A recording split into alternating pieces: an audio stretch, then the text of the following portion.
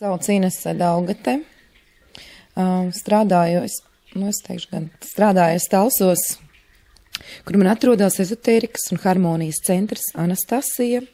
Anastasija ir mans kristītais vārds, kurus arī uzskatu par savu veiksmes simbolu, un kā apskatoties ezotērikā dziļāk, tad Anastasija izrādījās viens no spēcīgākajiem vārdiem ezotērikā. Spējas varbūt sevī es atklāju jau diezgan sen, kad man bija tikai kādi 14 gadi, tad es jau biju spējīga cilvēkam noņemt rozi. Tam nepievērs īpašu uzmanību, dzīvē ejot tālāk bija tādi posmi, kad dzīve apstājas, pārtrūkst, lai tu kaut ko sāktu no jauna. Pēc smagas slimības un klīniskās nāves, izārstējoties, es sevi atklāju brīnumainas spējas, to, ka es sāku redzēt savādāk nekā citi cilvēki. Sāku daudz ko saprast savādāk nekā citi cilvēki un izjust arī sevī to. Pirmā vieta, kur šīs īpašības es atklāju, varbūt bija ne tie patīkamākie pasākumi, tās bija tādas sēru ceremonijas, kur es redzēju, kur paliek šīs dvēseles.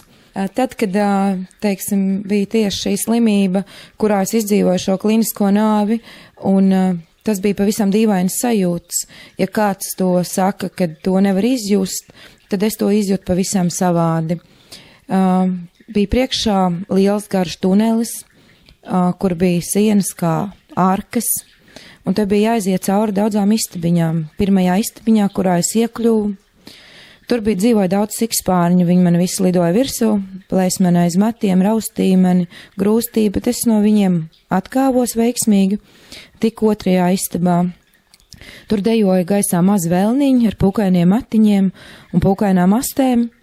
Arī ar viņiem es tiku galā, tiku veiksmīgi tālāk cauri. Nākamajā istabā bija daudz vaboles, skudras un dažādi citi mošķi, kuriem arī es tiku cauri. Un tad es priekšā redzēju gaismu, baltu, spožu gaismu, un man pēkšņi pretī iznāca dievmāte, kur bija tērpusies baltā, padeva man roku un izved man gaismā. Tad, kad atvēru acis, es redzēju, kad mana palāta slimnīcā ir pilna ar mediķiem, un viens no ārstiem teica paldies Dievam. No tā brīža es sapratu, ka es esmu palikusi šajā pasaulē, un nemitīgi citu neko nedarīju, kā lūdzu Dievu.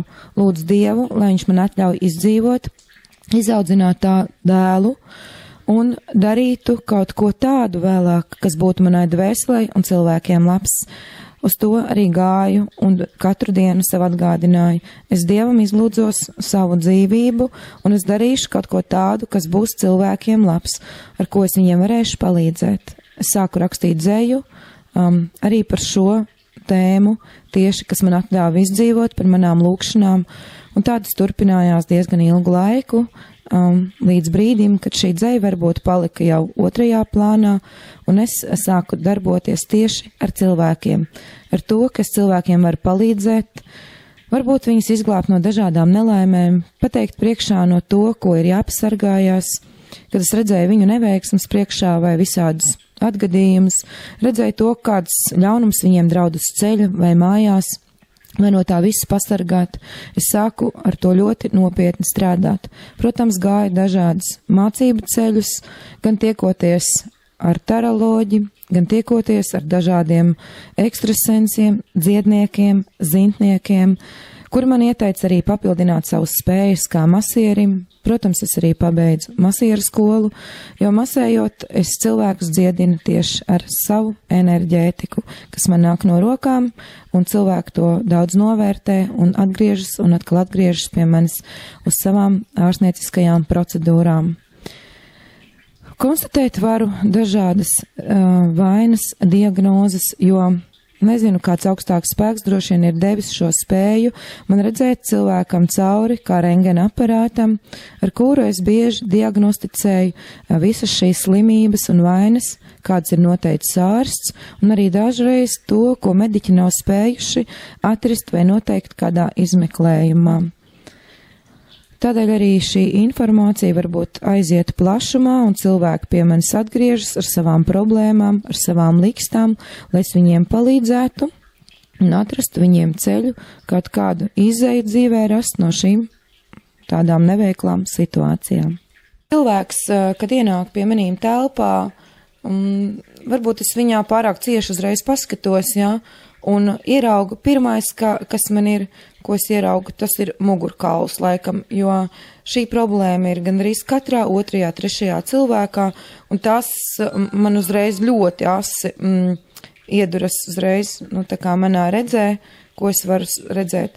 Tālāk jau es neizmantojot šīs spējas, teiksim, ar rokām, ar savu enerģētiku sajust visu to, ar acīm sekojot līdz visiem iekšējiem orgāniem, redzu dažādas bojājumus, to, kā cilvēkam cirkulē asinsrite, kur viņam viņa apstājas, kur viņi ir tā kā nobloķēta, teiksim, ļoti daudz problēmas, kuriem ir kakla daļā, to var viegli diagnosticēt un pamanīt.